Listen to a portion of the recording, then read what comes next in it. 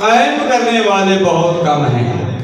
اور اللہ نے بھی یہ نہیں فرمایا اقرأوا الصلاۃ، نماز قائم کرو، نماز پڑھو، بلکہ اللہ نے فرمایا اقیموا الصلاۃ، نماز قائم کرو، وآتوا الزکاۃ، زکات دو۔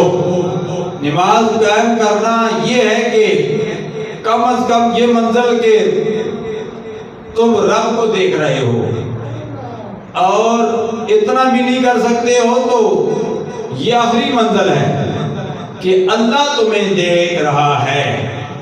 اس محبت سے نماز پڑھو، اس خیال سے نماز پڑھو۔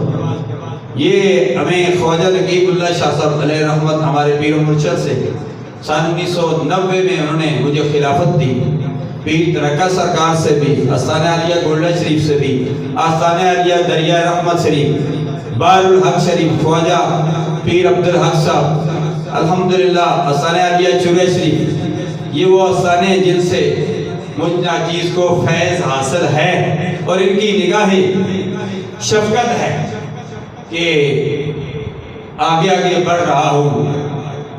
میں تو اکیلا ہی تھا، میں تو اکیلا ہی چلا تھا جانب منزل، عشاق آتے گئے قافلہ بن گیا۔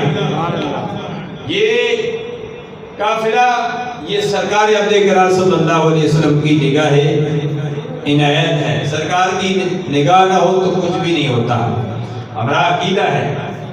اور کچھ نے اس کے مصطفیٰ تو بات ہی ختم کر دی کہ ہماری نسبت ہی سرکار سے ہے، اور جن کی نسبت سرکار سے ہے ہماری پھر ان کے ساتھ نسبت حضور غوث اعظم پیرانی پیر رضی اللہ تعالیٰ عنہ سے، تجھ سے ہے در سے ہے سخت، اور سخت سے ہے مجھ کو نسبت، میری گردن میں بھی ہے دور کٹورا تیرا۔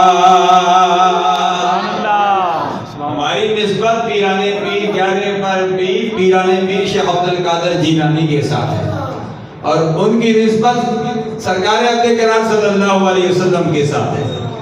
اس لیے یہ بیعت ضروری ہے۔ من لا شیخ لو فلو شیخ الشیطان، جس کی بیعت نہیں اس کا پھر مرشد شیطان ہے، پھر شیطان انسان کو گمراہ کرتا ہے۔